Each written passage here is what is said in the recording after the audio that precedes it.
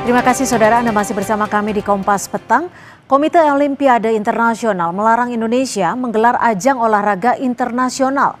Larangan ini buntut dari sikap Indonesia yang tidak memberikan visa bagi kontingen Israel yang akan mengikuti kejuaraan dunia senam artistik di Jakarta.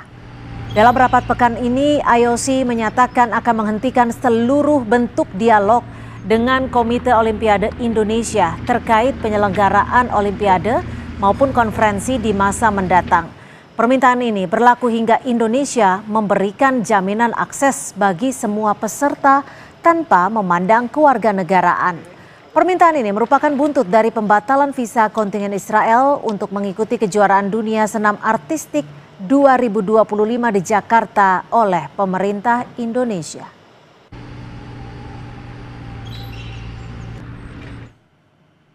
IOC juga meminta KONI Indonesia dan Federasi Senam Internasional untuk datang ke kantor pusat IOC di Lausanne untuk membahas situasi jelang kejuaraan dunia senam artistik. Merespon keputusan Komite Olimpiade Internasional, Menteri Pemuda dan Olahraga Erick Thohir menyatakan pemerintah Indonesia memiliki alasan dan dasar yang kuat dalam menolak kedatangan delegasi Israel pada kejuaraan dunia gimnastik di Jakarta. Dalam keterangannya, Menpora Erick Thohir mengatakan sebagai berikut, kami di Kemenpora sebagai wakil pemerintah Indonesia berpegang pada prinsip untuk menjaga keamanan, ketertiban umum dan kepentingan publik dalam setiap penyelenggaraan event internasional. Langkah ini sesuai dengan ketentuan peraturan perundang-undangan yang berlaku. Prinsip ini juga berdasarkan pada Undang-Undang Dasar 1945 yang menghormati keamanan dan ketertiban umum serta juga kewajiban pemerintah negara Indonesia untuk melaksanakan ketertiban dunia. Sebelumnya, Ketua Umum Pengurus Besar Persatuan Senam Indonesia Ita Yuliati Irawan bilang pembatalan visa atlet Israel mendapat dukungan dari Federasi Senam Internasional. Dengan pembatalan visa, atlet Israel tidak dapat tampil di kejuaraan dunia senam artistik 2025 di Indonesia Arena Jakarta pada 19 hingga 25 Oktober 2025. Visa juga sudah di-cancel, kemudian dan FIG juga sudah menyatakan tadi pagi kepada saya bahwa akan menyatakan satu mendukung keputusan pemerintah Indonesia dan yang kedua memastikan Israel tidak hadir.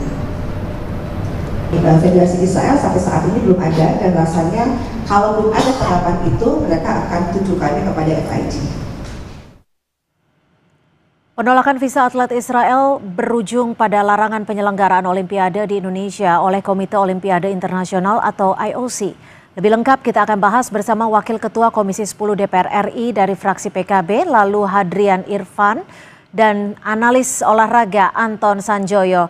Selamat petang Bung Joy, Pak Lalu, terima kasih sudah bergabung bersama kami di Kompas Petang. Selamat petang. Selamat petang Mbak Cynthia. Ya, selamat petang. Pak Lalu, ini soal larangan dari IOC untuk penyelenggaraan Olimpiade di Indonesia. Bagaimana Komisi 10 menanggapi ini? Ya, pertama tentu kami di Komisi 10 sepakat dengan langkah yang diambil oleh pemerintah Indonesia. Dan kalaupun misalnya IOC melarang Indonesia sebagai tuan rumah di kejuaraan-kejuaraan internasional, itu kami sangat menyayangkan sekali. Harusnya IOC bisa berdiplomasi dengan Indonesia terkait dengan larangan tersebut. Kalau sikap Indonesia sudah jelas bahwa pertama, Indonesia tidak ada hubungan diplomatik dengan Israel. Kemudian yang kedua, konstitusi juga mengamanahkan bahwa penjajahan di atas dunia sangat bertentangan dengan pri kemanusiaan dan keadilan. Kita tahu bahwa hari ini Indonesia, negara kita ini kan sedang mendukung kemerdekaan atas Palestina. Nah, oleh sebab itu atas dasar-dasar itulah pertimbangan kenapa tim senam Israel tidak diperkenankan untuk ikut kejuaraan di Indonesia.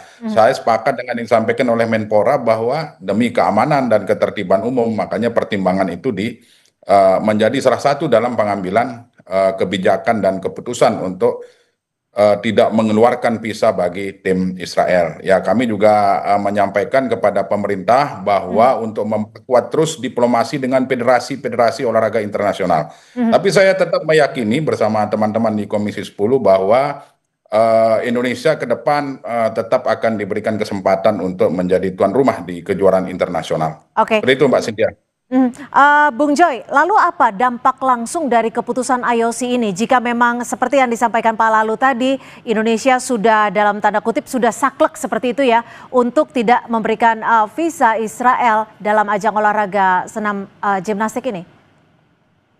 Ya, terkait dengan sanksi IOC ini kan memang ada ada hukum olahraga internasional yang dipegang oleh IOC, ada hukum negara yang dipegang oleh Republik Indonesia. Nah, itu nggak akan pernah ketemu kalau kaitannya dengan Israel, itu sampai kiamat pun tidak akan pernah ketemu ya. Jadi kalau ke depannya saya berpikir bahwa ya kerugian tentu saja ada di pihak Indonesia, meskipun orang Indonesia nggak akan peduli lah. Mereka kan pedulinya cuma sepak bola ya kan. Kalau FIFA yang kasih sanksi, nah baru tuh pada kelojotan semuanya. Tapi kalau IOC ini kan meminta semua federasi di bawah IOC itu semua federasi cabur ya, itu tidak menggelar kegiatan apapun di Indonesia termasuk Olimpiade Senior, Olimpiade Junior, dan dialog-dialog Olimpiade. Karena mereka ini tidak seperti FIFA, mereka memang memegang nilai-nilai yang mereka yakini itu benar. Seperti Indonesia juga meyakini bahwa tidak memberikan visa kepada Israel itu adalah sebuah keyakinan yang benar gitu kan. Nah, ini sama-sama harus menghormati juga, tapi kalau buat saya ya memang ada kerugiannya karena olahraga itu kan sebetulnya salah satu untuk bentuk pencitraan baik bagi Indonesia ya. Kita ingat nggak pada 2018 menggelar Asian Games dengan sangat sukses, ya kan? Bahkan Indonesia masuk peringkat 4 dan nama Indonesia ini menjadi begitu harum di dunia internasional, padahal cuma Asian Games ya, bukan Olimpiade gitu loh. Jadi menurut saya ya kerugiannya pasti ada, tetapi ya tergantung sudut pandang kita sebagai warga negara. Kalau misalnya tidak peduli juga ya udah nggak apa-apa, mereka juga IOC juga nggak rugi juga kalau Indonesia nggak mau jadi tuan rumah.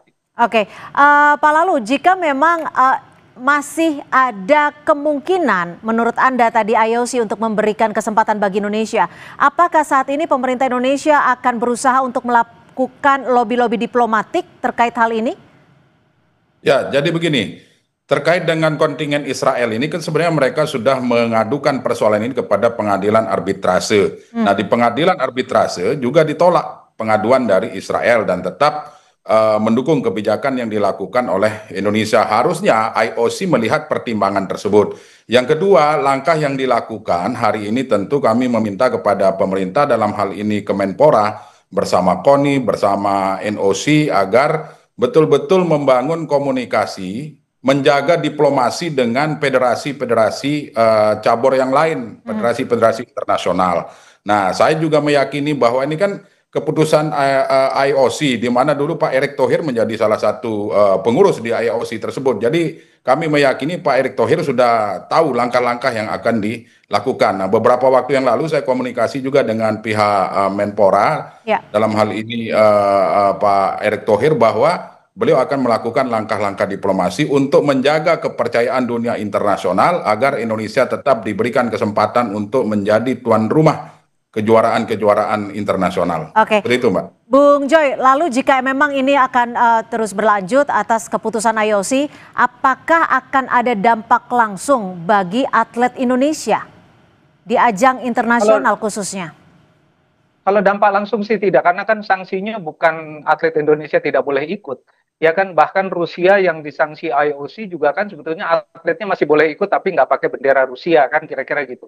Jadi ini nggak ada kaitannya dengan keikutsertaan atlet Indonesia. Jadi kalau soal atlet Indonesia masih bisa ikut di mana aja.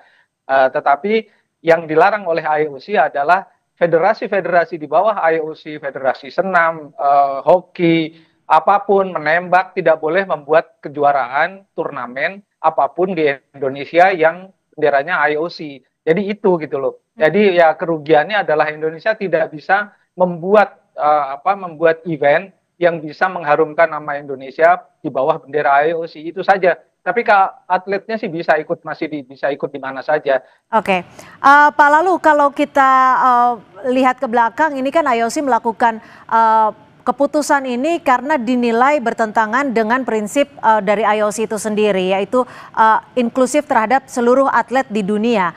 Apakah ini juga akan menjadi pertimbangan bagi Indonesia untuk memberikan lobby-lobby saat melakukan lobby ulang kepada IOC? Ya, tentu dengan keputusan IOC ini kami menyarankan agar Indonesia melakukan banding terhadap keputusan tersebut. Nah, namun lagi-lagi bahwa keputusan Indonesia tidak mengeluarkan visa terhadap atlet atau kontingen dari Israel merupakan langkah yang tepat yang sudah dikomunikasikan juga sebelumnya dengan banyak pihak. Mengingat bahwa politik luar negeri kita bebas aktif, kemudian konstitusi kita juga sudah jelas mengatur, menggarisbawahi, dan tentunya juga bahwa hari ini jelas arah pemerintah kita bahwa kita tegas untuk mendukung kemerdekaan Palestina. Olahraga itu tidak hanya sekedar sportivitas, tetapi tentu olahraga juga mengandung nilai-nilai kemanusiaan yang harus kita jaga dan junjung tinggi, Mbak Cynthia. Baik, Bung Joy, kalau IOC ini meminta Federasi Senam Internasional dan KONI untuk datang ke markas, aspirasi seperti apa yang setidaknya bisa dibawa untuk menjadi klausul agar setidaknya IOC bisa membuka hati lagi untuk memberikan kesempatan bagi Indonesia? Ya harus saya katakan bahwa IOC ini kan dikendalikan oleh IOC Executive Committee, ketuanya orang Zimbabwe. Anggota-anggotanya, wakil ketuanya ada beberapa negara termasuk Cina, Jepang, dan lain-lain. Pandangan-pandangannya tuh biasanya juga berbeda-beda. Jadi menurut hemat saya, datang aja ke Lausanne, kemudian terangkan dari sisi Indonesia, karena itu akan menyangkut itikat baik ya, bahwa Indonesia masih mau berkomunikasi dengan IOC. Karena memang mau tidak mau, suka tidak suka, memang olahraga dunia kan dikendalikan oleh mereka. Jadi kalau Indonesia masih mau ikut dalam lobby-lobby, masih ikut dalam event-event internasional di bawah IOC, ya datanglah berdiskusi dengan mereka, karena itu menunjukkan hormat kita kepada IOC, dan IOC juga kan sebetulnya sudah menolak sebetulnya juga permintaan dari Israel untuk membatalkan event di Indonesia. Itu juga ditolak bukan saja oleh CAS tapi juga oleh IOC. Tapi artinya menurut Anda masih ada terbuka kesempatan ya untuk diselenggarakan di Indonesia, atau seperti apa nih untuk saat ini? Ya tergantung dari lobby, dan saya kira karena di IOC Executive Committee juga anggotanya bermacam-macam negara, pasti mereka punya pertimbangan berdasarkan politik luar negeri mereka kan masing-masing gitu loh. Tapi untuk suara keluar pasti hanya satu. Tapi menurut saya mereka juga kan ada lobby-lobby, itu semacam eksekutif komite di FIFA, di PSSI. Jadi mereka masing-masing punya kekuatan untuk bersuara di executive board. Nah, ini yang menurut saya harus didekati oleh Erick Thohir, oleh pemerintah Indonesia, oleh Federasi Senam. Karena mereka masih punya kekuatan yang mumpuni di dunia olahraga dunia. Mau tidak mau itu kita harus akui. Oke, Pak, lalu apakah sudah ada komunikasi dengan Menpora Erick Thohir, negosiasi seperti apa yang setidaknya bisa dibawa ke IOC untuk tetap mengusahakan event berlangsung di Indonesia mungkin? Ya, komunikasi kami dengan Kemenpora bahwa tentu yang saya bilang tadi di awal, kita akan melakukan banding, kita akan melakukan komunikasi ulang, menjelaskan sebenarnya kenapa Indonesia mengambil kebijakan untuk tidak mengeluarkan visa terhadap atlet Israel. Dan saya meyakini bahwa ini belum keputusan final, tentu diplomasi akan terus kami dilakukan oleh pemerintah, dalam hal ini Kemenpora, kemudian KONI, NOC, dan sebagainya. Kita mengetahui lah, kita memiliki presiden yang hebat, memiliki kemampuan diplomasi yang ulung, dan saya meyakini IOC akan berubah pikiran dan Indonesia memang menjadi salah satu negara yang akan dipersiapkan untuk kejuaraan-kejuaraan dunia yang lain. Baiklah, itu yang menjadi harapan kita bersama agar event olahraga internasional bisa juga kembali digelar di Indonesia, tentunya untuk kembali membuat nama Indonesia harum. Terima kasih Pak Lalu Hadrianin Fani, Wakil Ketua Komisi 10 DPR RI, dan juga Bung Anton Sanjoyo sudah berbagi perspektif di Kompas Petang. Selamat sore. Selamat sore Mbak Cynthia, makasih.